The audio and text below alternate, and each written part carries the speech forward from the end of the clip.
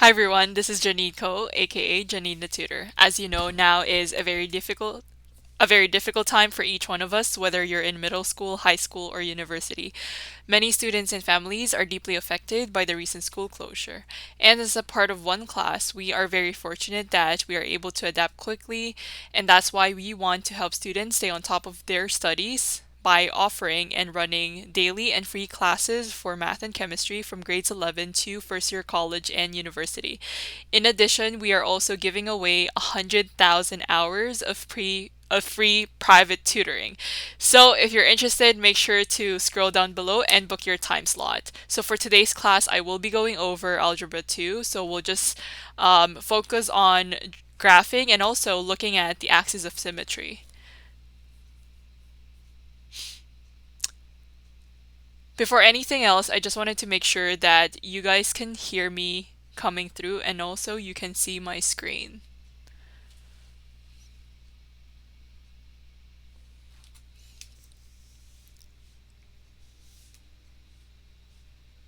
Okay, great. So because we finish everything that we've covered so far from last week's class, actually from last class, right, this week. So we started doing transformations we and then I mentioned that we will be covering axis of symmetry, right? But really, the whole point of axis of symmetry is you have that graph. So say for example, you're looking at a parabola, right? So maybe we can start off just by looking at a parabola. So we have y is equal to x raised to the power of 2, right? So we know that this is a parabola and we know that the vertex is 0, comma 0, right? So this is where the vertex is, right? So the whole point of axis of symmetry is you have this dashed line over here, right?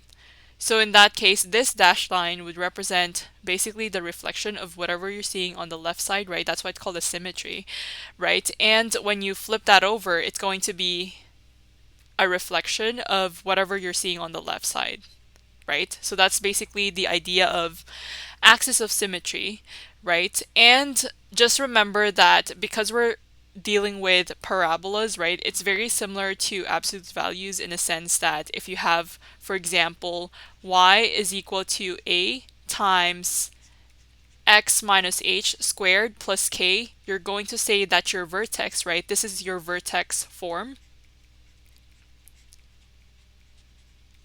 You're going to say that your vertex is actually based on h and k, right? So your vertex would be h comma k, right? And on top of that, your axis of symmetry, it would represent and it would take in the form of x, right? So whatever this h is, right, that's your axis of symmetry. Does that make sense?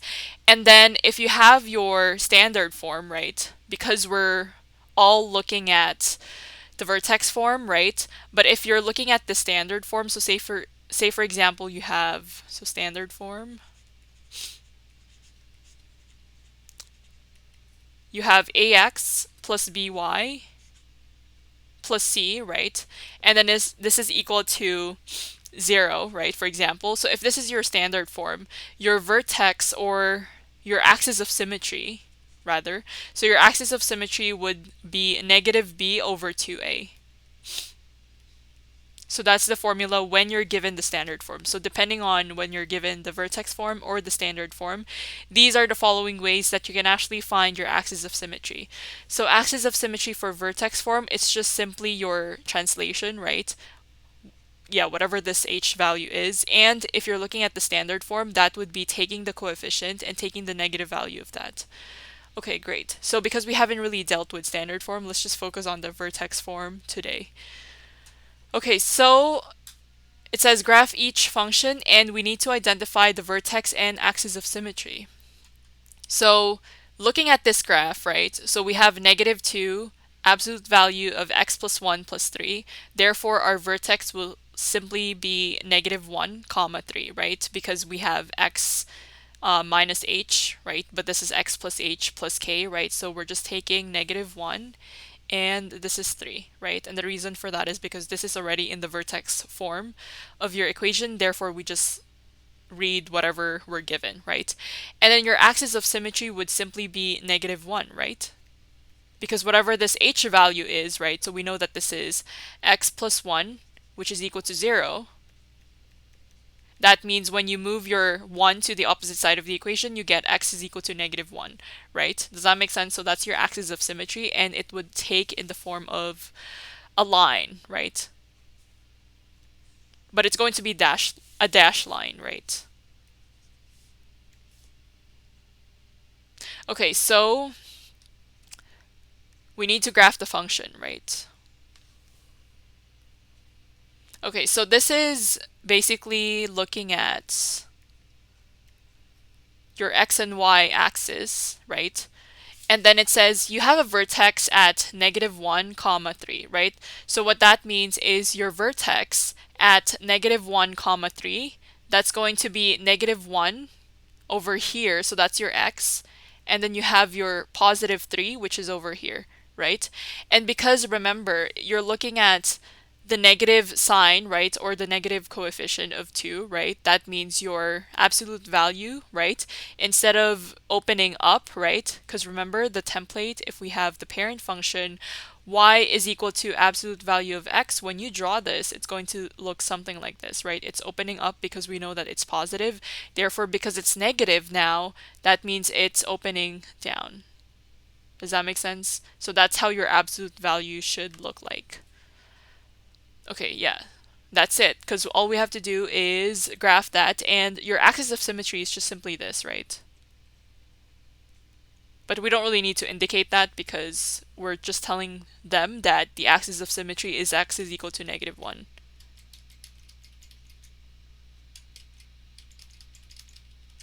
Okay. So moving on to number 2, right? So for number 2, they're saying that we have x minus 2. So notice how there's nothing over here, right? But that doesn't mean that your vertex is none, right? You still have a vertex, but your y coordinate would be 0, right? And on the other hand, your x coordinate, because they're telling us that it's x minus 2, therefore it would be 2, comma 0 as your vertex. And your axis of symmetry would then be based on 2, right? And all we have to do is graph this absolute value. 2, comma 0. And this is 2.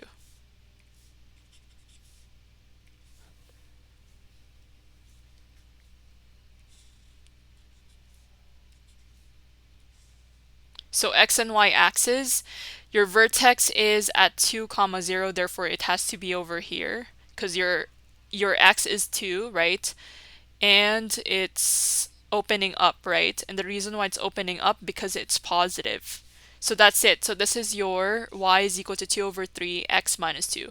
Okay, just so you're interested, I know some teachers, they like to be really precise when it comes to graphing, right? So for example, if you wanted to really look at your table of values, so that means you would have your x and y values set up in one table. So that means you wanted to know what happens when it's 1, right? And what happens to your y when 1 is x, right?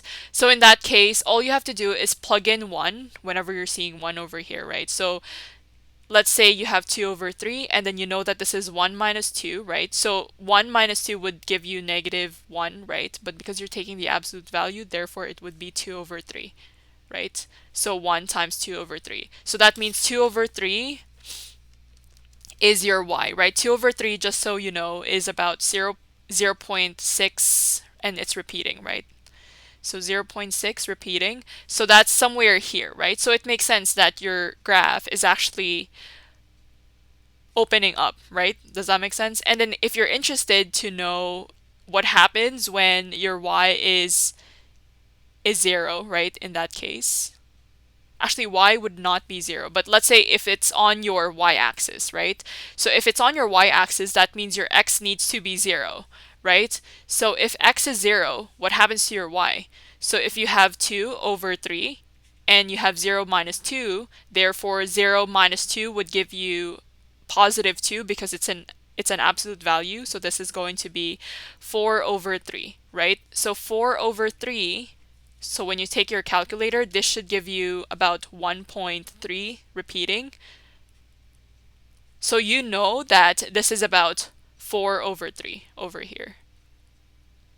Does that make sense? So that's how you plot your absolute value, and if you're using your table of values, right? Because what I've been doing so far is we're just plugging in our vertex, and then that's it. So yeah, that's how you find this. And this is 2/3, just to complete this. Okay, so far we haven't really encountered the standard form, so we're just focusing on the vertex form for now. Great, so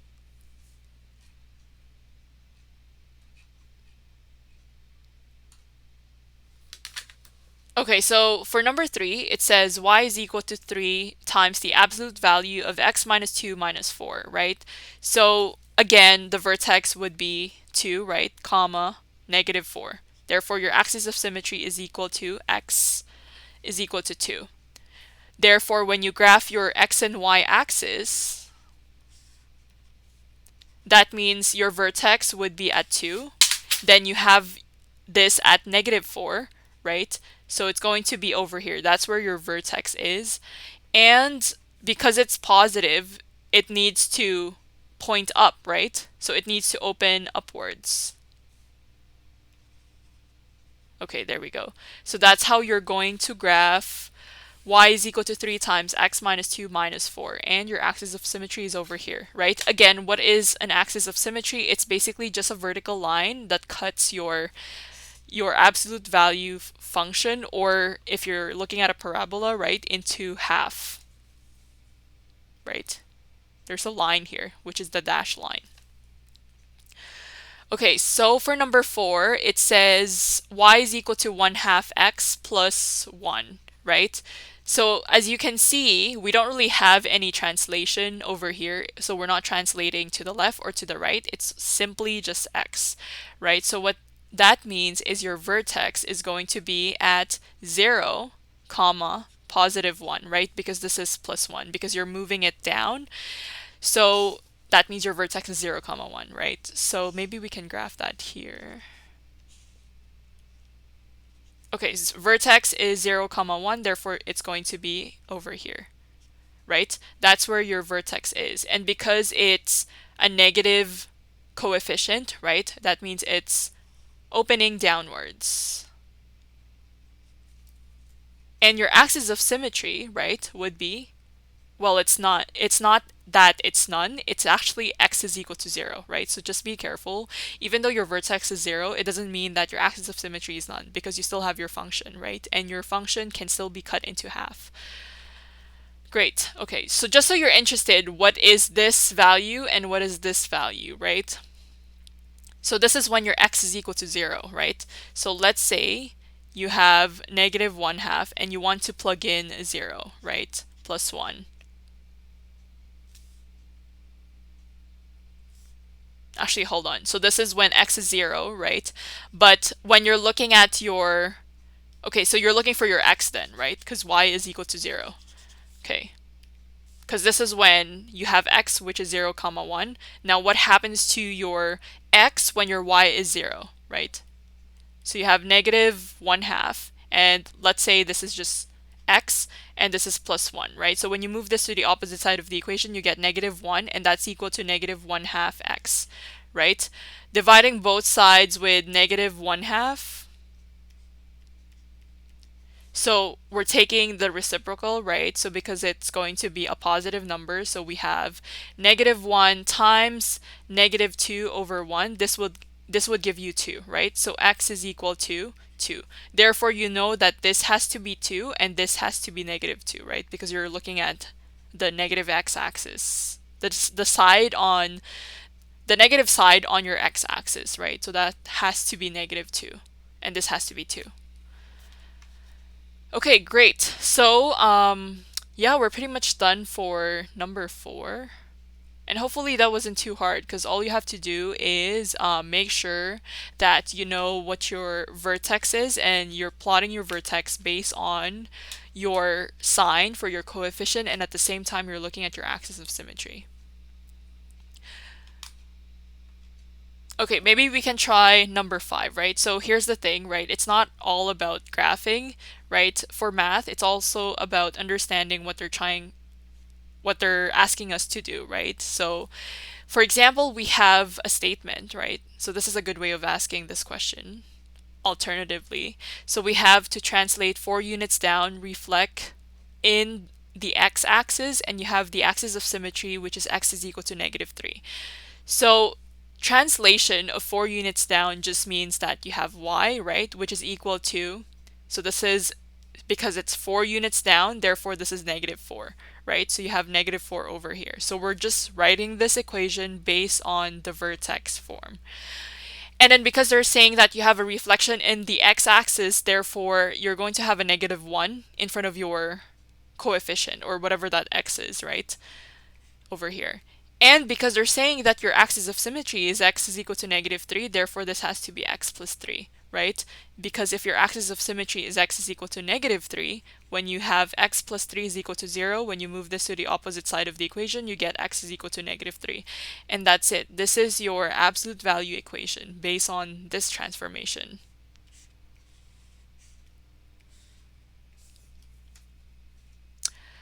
Okay, so moving on to part B, it says we need to translate 7 units left. You have a vertical stretch by a factor of 5, and you have a vertex at -7, 6. So again, we start off by writing y is equal to whatever our x value is. So it says translation, which is 7 units left, right? So that means this would be x plus 7, right? Again, why is it x plus 7? Well, if you have x plus 7 is equal to 0, x is equal to -7, right? When you move the 7 to the opposite side of the equation. And because they're saying you have a vertical stretch by a factor of 5, therefore, all you have to do is have that 5 in front of your x value, right?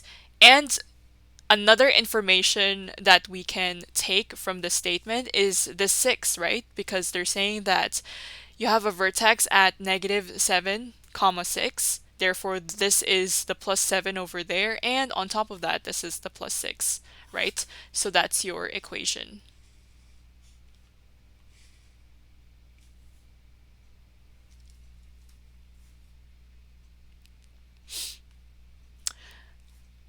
Okay, so for part C, it says we need to translate 9 units right, vertical compression by a factor of 1/4, and we need to translate 3 units down. Okay, so again, we start off by writing y is equal to, so translate 9 units right. So that means this would be x minus 9, right? Because now this is moving to the right, because remember your x-axis, if you move to the right, it becomes positive, right? So that's why x minus 9 is equal to 0, therefore it's equal to 9, right, for your x. And then if you're looking at your vertical compression by a factor of 1/4, right, that 1/4 would come in front of your x. So that's your compression. So 1/4 is over here, and you're translating 3 units down. Therefore, this is -3, right? Okay, so here's I guess a recap based of what we learned for transformations from the previous class. Remember when I said if you have a vertical compression by a factor of 1/4 versus a vertical stretch by a factor of 5, right? Because I think a lot of students still get confused about, okay, so am I supposed to write this as a whole number or as a fraction? Well, if it's a stretch and if it's vertical, therefore whatever you're reading based off the statement, if this is vertical stretch by a factor of 5, you just take it as is, right? So if this is 5, that means all you have to do is you plug in 5. However, if it's a vertical compression, right? If it's a compression and if it's vertical, and now they're saying it's 1/4, you're also going to take this as is. So you're going to have 1/4, right? However, if you're looking at horizontal, so I know they didn't really use any of the horizontal examples, but let's say they're saying you have a horizontal stretch by a factor of 2, right? When they say it's a horizontal stretch by a factor of 2, what you're doing here, instead of having, just 2, right, as we would do for vertical stretch, you would actually have 1/2, right? So you're going to switch it in a way. I know it's very confusing, but you only have to do that for horizontal, right? So if it's a stretch by a factor of 2, you would have 1/2 and whatever that x is, right? And if it's horizontal compression by a factor of 1/2, then you would take 2. So yeah, that's just an easier way of remembering things. Okay, so for part D, it says we need to reflect in the x-axis, vertical stretch by a factor of 5, and translated 7 units up. So we have y, which is equal to, so reflection in the x-axis, right? Therefore, we're going to have a negative sign, right? And in addition, right, it says we have a vertical stretch by a factor of 5, therefore you have a 5 here. And it only tells us to translate 7 units up. So this is plus 7, right? Because we're not really translating to the left or to the right, it doesn't tell us that information. Therefore, part D would just be y is equal to negative 5 times x plus 7.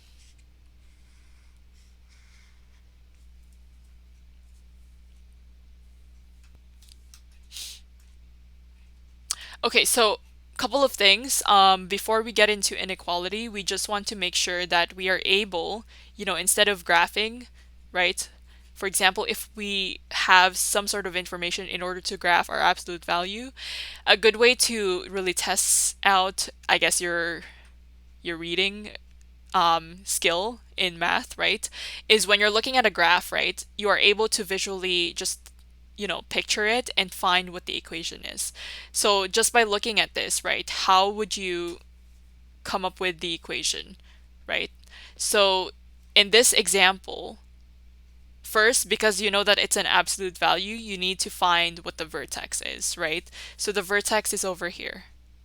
Can you guys see that? Okay, so if you know that the vertex is going to be, so this is negative 1, right? The vertex is negative 1, and this is 1, 2, 3, 4, right? So this is 4. 1, 2, 3, 4. Yeah, so you know that the vertex is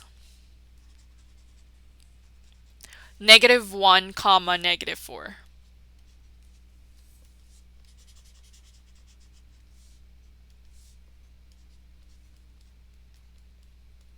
Okay, so once you know that, well, that kind of completes part of the equation, right? So you have y is equal to, because it's an absolute value, therefore you're going to have x plus 1, right? The reason why this is x plus 1 is because your vertex is at negative 1 and you have negative 4, so you're translating 4 units down, right? We're not yet done because we know that this is opening downwards as opposed to opening upwards, remember? From the previous absolute value that we did, when you have your parent function, which is y is equal to the absolute value of x, right? It's opening upwards. So in that example that we're doing now, that would be negative, right? Because it's opening downwards. However, remember that the way that this is opening, right, you also have to take into account the coefficient or the stretch, right? So, for example, if we're starting here, that means we're moving 1 down, and how many times are we moving to the right? So this is 1 down, and then you have 1, 2, 3, right? Before we move on to the next point. So this is actually negative 1 over 3, right? Because you're moving down and then moving 3 to the right. Therefore, this has to be negative 1 over 3 times the absolute value of x plus 1 minus 4.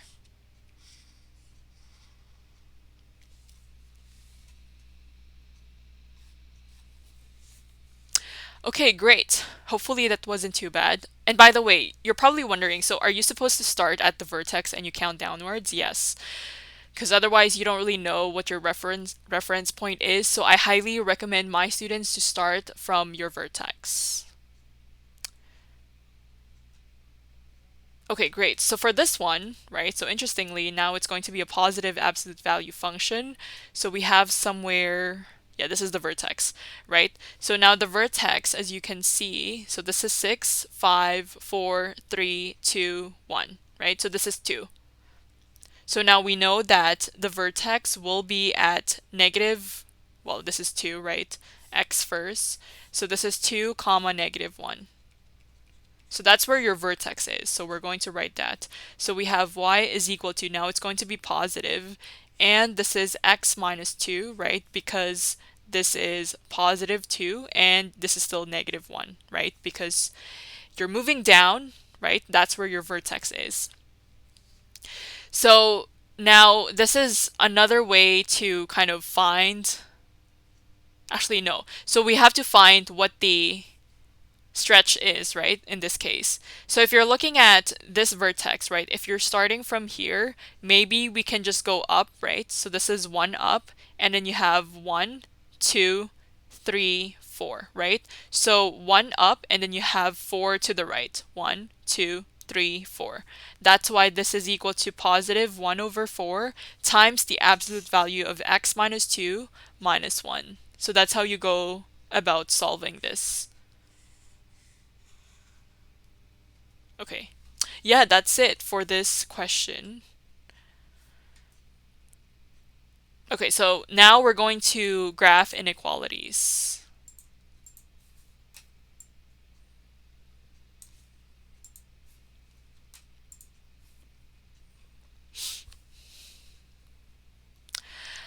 Okay, so before we even start with inequalities, I just wanted to, kind of give you an overview of what inequalities are and basically how we're going to graph and shade the test points pretty much. So for example, if we're looking at y greater than 3x minus 1, right? So you've probably did this in class a couple of times, but just as a recap, basically you wanted to test out a point, right? So when you're graphing this, so say for example, we're starting off with this example, and then I'll quickly go over what you need to know. So if you have y, which is greater than 3x minus 1, so just imagine that you are just graphing a linear line, right? Remember, you have y is equal to 3x minus 1, as you would typically draw, right? Okay, so how would you graph y is equal to 3x minus 1? Well, remember the slope-intercept form? Well, this is negative 1 right here. So you have a point over there because that's your y-intercept, and you have rise over run. So your 3 over 1, that's sort of your slope. So this is rise over run, so you go up by 3. So 1, 2, 3, right? And then you run by 1, right? And okay, so here's the interesting thing that that I want you to remember. Because this is not greater than or equal to, therefore this has to be a dashed line. Does that make sense? So when you're graphing this, this is not going to be a solid line. So this is just going to be dashed. Because remember, if you're graphing y is equal to 3x minus 1, this is just literally like this, right? It's a solid line. Well, right now, because it's an inequality and we're saying that y is greater than 3x minus 1, therefore this needs to be dashed because we're not including the line. Does that make sense? So that's why you have a dashed line over there. And then now, this is the test point part. Okay, so first identify whether it's going to be dash or solid, right? Secondly, you're going to test out any point, right?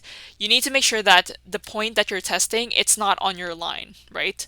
So let's say I'm picking 0, 0, right? Because I know that 0, 0 is not on my line, right? So you cannot use any point as your test point when it's on your line. So it needs to be either here or here, right? So I'm picking 0, 0 because that's the easiest one, right?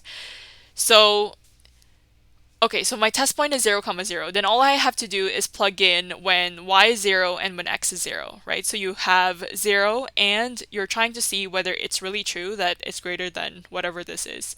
So this is 3 times 0, right? So you're saying that your x is 0, you multiply that to 3, and you have minus 1, right? So as a result, we see that 3 times 0 is actually 0, and we can say that 0 is greater than negative 1. Is this true? So that's the next question that you ask yourself. Yes, this is true. So if this is true, therefore the test point, right, you're going to shade that part. So because you know that 0, 0 is actually found here, right? That's where 0, 0 is. Therefore, when it's true, that means you're shading the part where the test point is included. So that's going to be somewhere here. Okay, I didn't mean to shade the line, but You're going to shade this part. Does that make sense? You're going to shade the one that includes the test point because it's true. If it's false, then you're going to shade the one that doesn't include a test point. Okay, so hopefully that wasn't too bad. Maybe we can do more examples as we go along. Okay, great. So again, we have your x and y axis.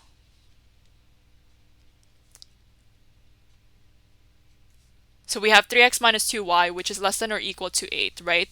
So again, we're going to treat this as y is equal to mx plus b. So when you kind of rearrange your equation, you're going to see that this is negative 2y, and this is less than or equal to 8, and this is minus 3x, right? Dividing both sides with negative 2. This is y less than or equal to 8 divided by negative 2 would give you negative 4, right? Maybe we can switch this. Let's put the x in front. So this is positive, right? 3 over 2x, and this is going to be minus 4, right? So I just switched the negative 3 over negative 2 and making sure I have that mx minus b in this case. So you have 8 divided by negative 2, that would give you negative 4, right? Okay, so here's the thing. Whenever you're dividing both sides of the inequality with a negative number, right? Because you're trying to isolate y, right? So you need to divide both sides of your equation with negative 2. That means you need to remember that you need to flip the direction of where this symbol is going, right? So if this is now less than or equal to, therefore this now has to be greater than or equal to. And the reason for that is because you're dividing both sides of the equation with a negative number, therefore that would cause you to flip the inequality symbol. Does that make sense? So that's why this from less than or equal to now is greater than or equal to. So that's something that you need to remember, because I know a lot of students, they tend to forget. So from this point on, hopefully you don't forget. So this is y greater than or equal to 3 over 2x minus 4. Again, we have an intercept at negative 4. So rise by 3. So this is rise over run. So negative 3, negative 2. So 1, 2, negative 3, negative 2. There should be a negative 1 here. So 1, 2, 3, 4, right? Okay, great. But we only have 3, right? So 1, 2, 3, and then you have run by 2, 1, 2. So it's somewhere over here, right? Okay, so once we have that, because we're saying that this is equal to, right? It's less than or equal to, therefore this has to be a solid line now. Yeah, so that has to be a solid line now.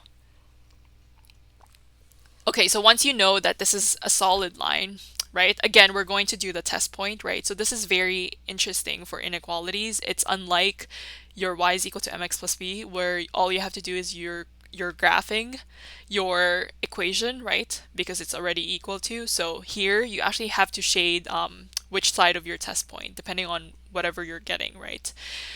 So again, I'm using the test point 0, 0 because I know that 0, 0 is not on my line. Does that make sense? So you're taking any test point that you want and just make sure that it's not on your line.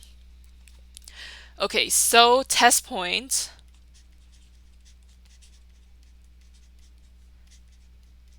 Yeah, so all you have to do is plug in your 0 from this equation, right?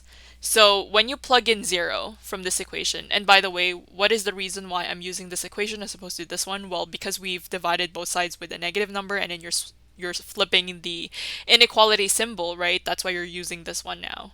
So you have 0 greater than or equal to 3 divided by 2 times 0 minus 4. We know that this is going to be 0, and can we say that 0 is greater than or equal to negative 4? Yes, it's true. Therefore, we're going to shade the part where we're including 0, 0 because it's true, right? Our test point is included. So that's why this is shading the left part, which is right here. So that's how you're going to graph this inequality.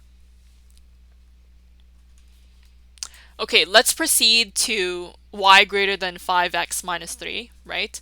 So again, x and y axis, right? Negative 3 is over here, so you have a y-intercept. And then you have rice over run, so rice by 5, run by 1. So this is negative 3, negative 2, negative 1, so 1, 2, 3, 4, 5, right? And then you run by 1. So it's going to be somewhere here. Okay, great. So again, because it's a dash line, well, actually, it's not included, so it's not equal to, right? It's only greater than. Therefore, this is going to be a dashed line.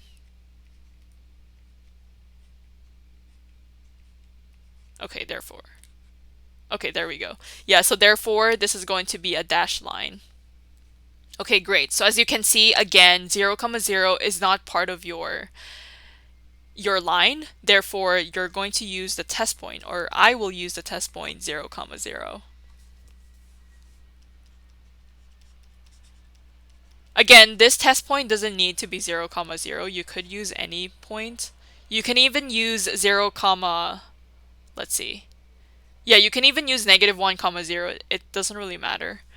Okay, so you have that test point and plugging in 0, right? Greater than 5 times 0 minus 3. Okay, so because you know that 0 is greater than negative 3, and this is true, right? Therefore, when you're shading this part, right? You're including the test point. So it's this part.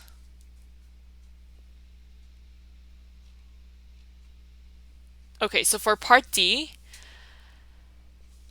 it says y is greater than negative x plus 2 plus 1. So notice how it doesn't really restrict to, so inequalities in general, it's not restricted to just lines, right? It could be absolute values as well, and that's what we're doing today.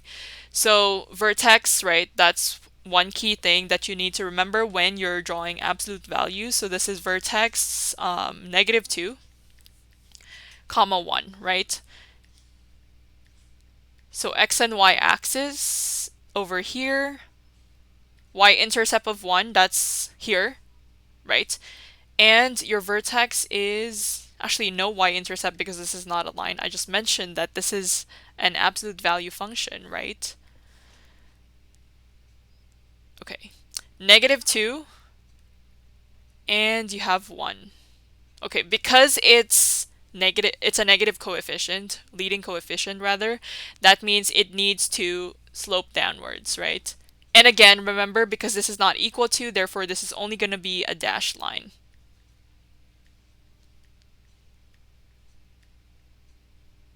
Actually, this should be...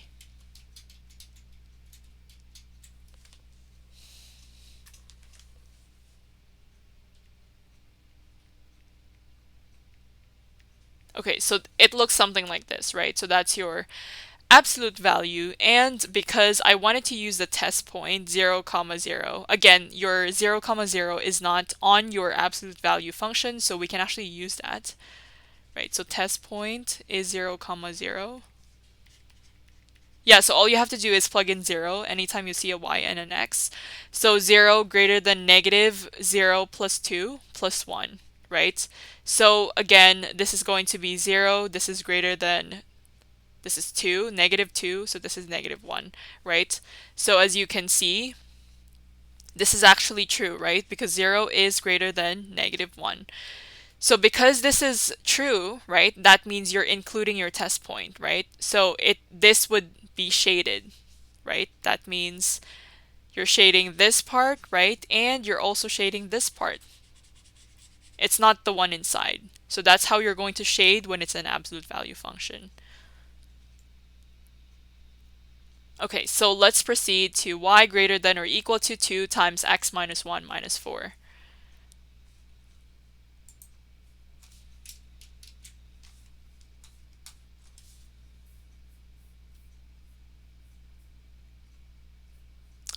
Okay, so because it's equal to now, therefore you need to remember that your absolute value function should be a solid line, right? So you have your x and y axis. Okay, so x and y axis, and you have a vertex at 1 comma negative 4, right? So when you have a vertex at 1 comma negative 4, that would be somewhere here. And you know that this is 1, therefore this is pointing up, right? So this is somewhere here. Okay, so that's how your absolute value should look like. So as we know, this is not included. So your test point is 0, comma 0. Or that's the one that I decided to use, right?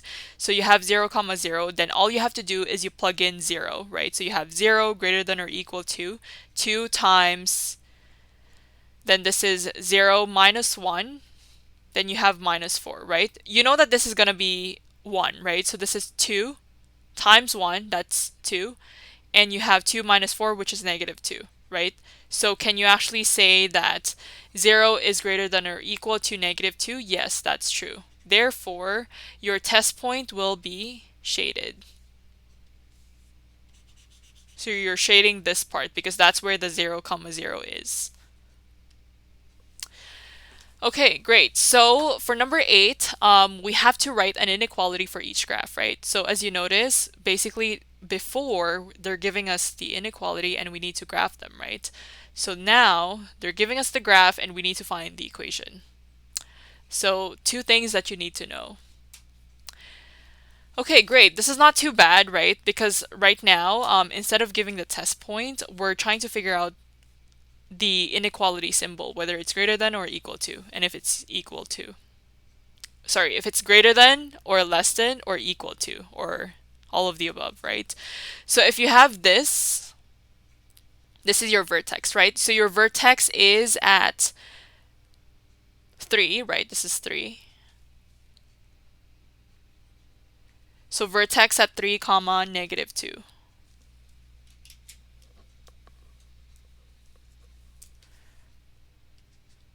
Okay, so once you know that, you can start writing your inequality, and you know that this is going to be x minus 3 minus 2, right?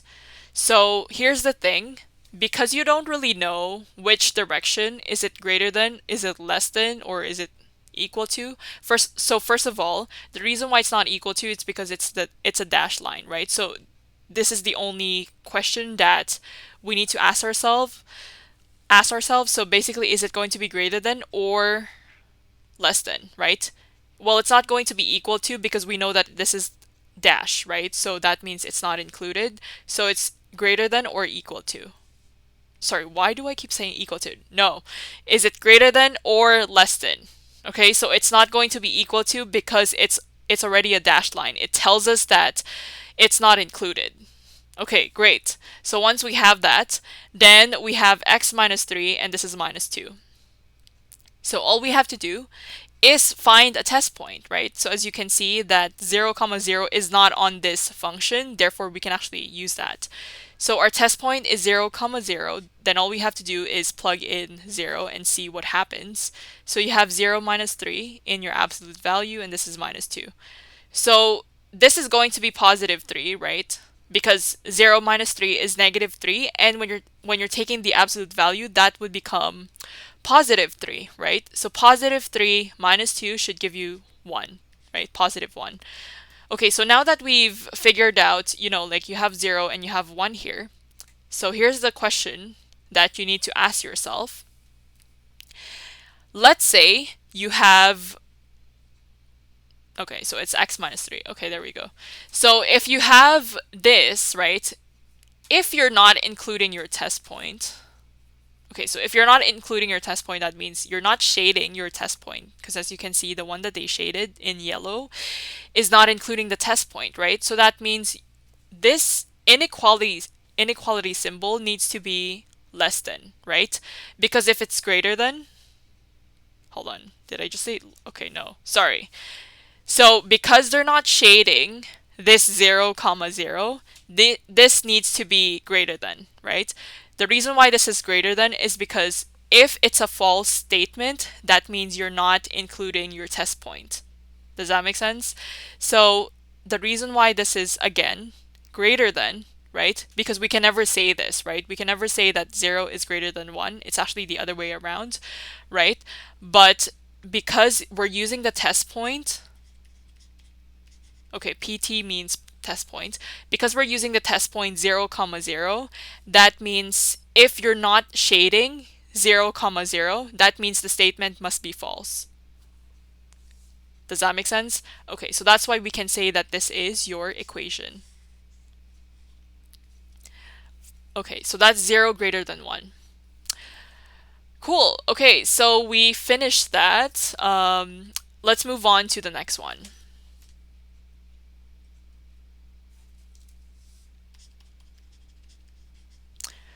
So here's your inequality. Actually, no, this is your graph, right? And basically, this is not going to be an absolute value function anymore because this is just a line, right? So all we have to figure out is the equation of the line, right? So as you can see, this is 1, so this would be 2, negative 2 rather.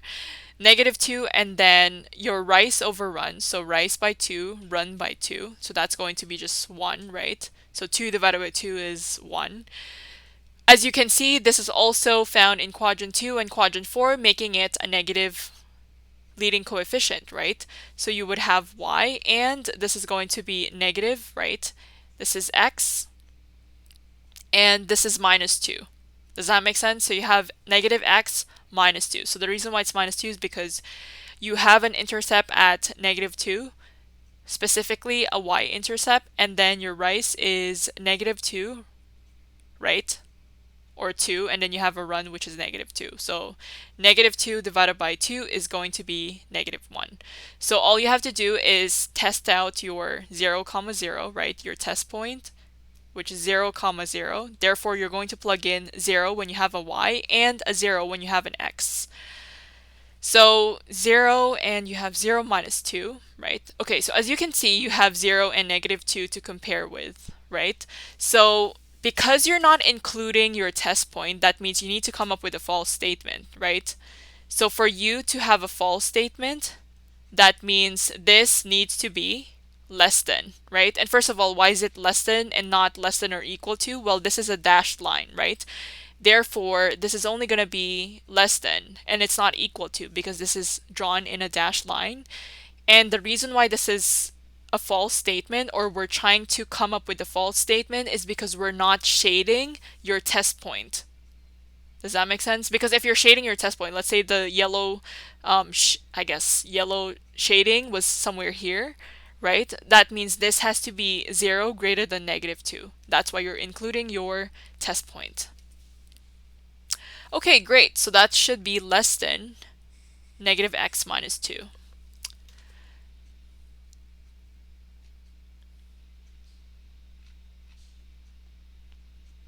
Yeah, by the way, the people who just came in, I just wanted to say hi. Thank you so much for coming. And yeah, this is going to be recorded, so you don't have to just quickly draw the graph, because sometimes writing too much, I guess writing too quickly can actually, you can actually confuse some of the numbers. So this is recorded, so at your convenience, you can access the recordings at the end of this session. So yeah, you don't have to keep on writing things down. Great. For numbers, no, not number, for letter C, right?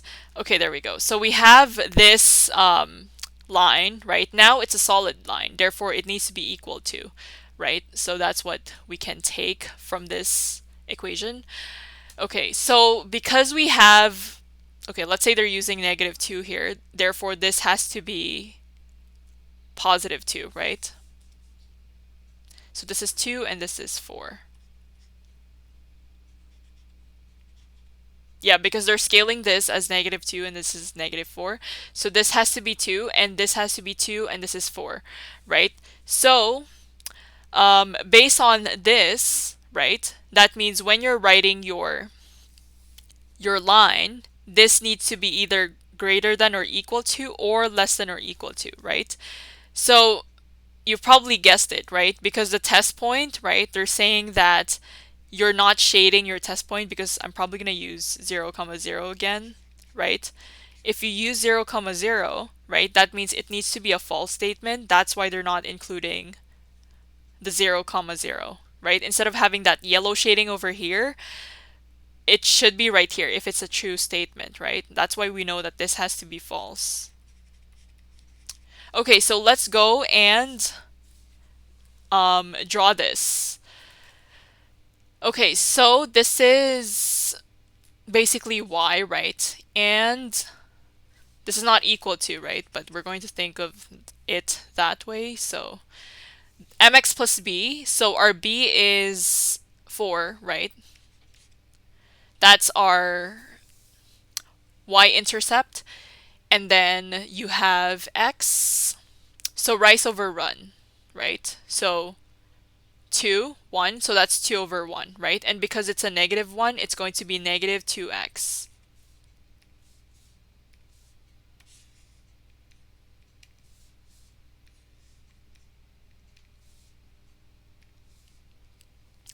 Okay, so this is negative, okay, 2x.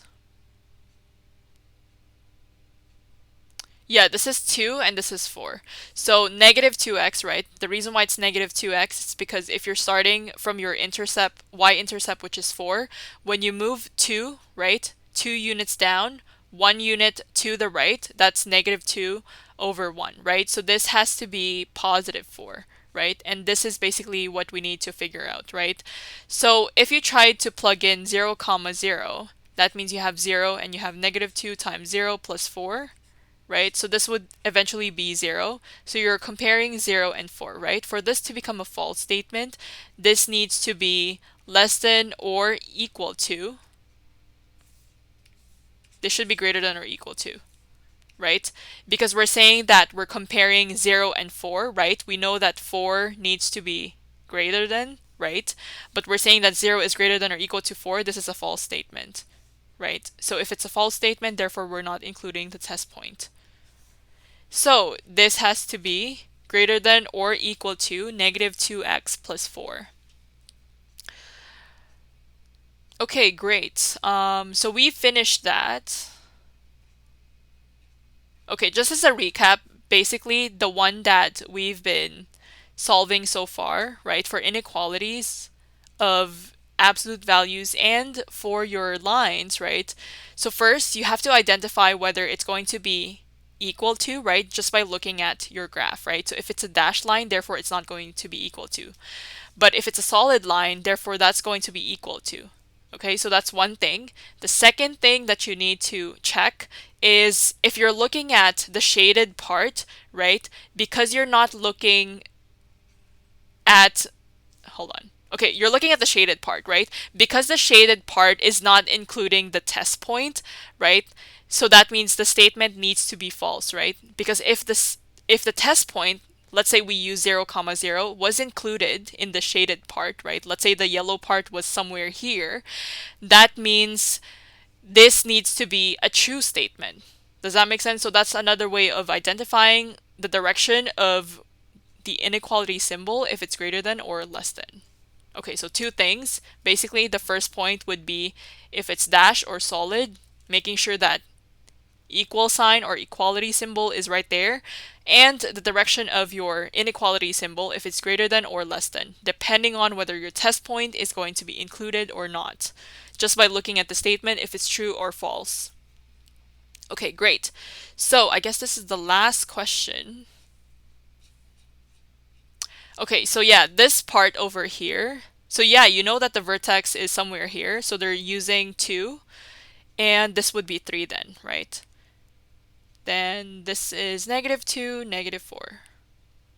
Okay, so now you know that your vertex, and first of all, why are you looking at your vertex? Well, it's an absolute value function, right? Simple as that. So your vertex is at negative 4, comma 3, right? So that's where your vertex is. So you know that this has to be x plus 4 and this is plus 3, right? So now this is one of the ways that you need to identify what happens, right, if it's greater than or less than. Because remember, because it's dashed, therefore it's not going to be equal to. So now this is your time to figure out if it's less than or greater than. So again, as you can see, the test point is included, right? If I were to use 0, comma 0. So when I plug in 0 and I have 0 plus 4 plus 3, so we know that this is going to be 4 plus 3, which is... Oh, and also keep in mind that because this is opening downwards, therefore there should be a negative sign over here because it's a negative leading coefficient. So don't forget about that. Okay, so that's going to be positive 4. So now it's negative 4. Negative 4 plus 3, that would be negative 1. And you have 0 to compare it with. Because your test point is shaded, that means you have a true statement. Therefore, this has to be greater than.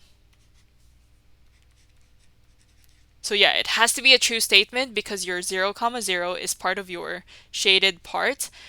And for this shaded part to include the test point, that means you need to lead to a true statement. So you have y, which is greater than negative x plus 4 plus 3. Okay, great. Yeah, I think that's about it for today's class. So for next class, obviously we'll still continue with Algebra 2, right? We'll also focus on graphing and also applications in a bit. I just wanted to get through all of the graphing parts because I know a lot of students just get overwhelmed whenever they're seeing graphs.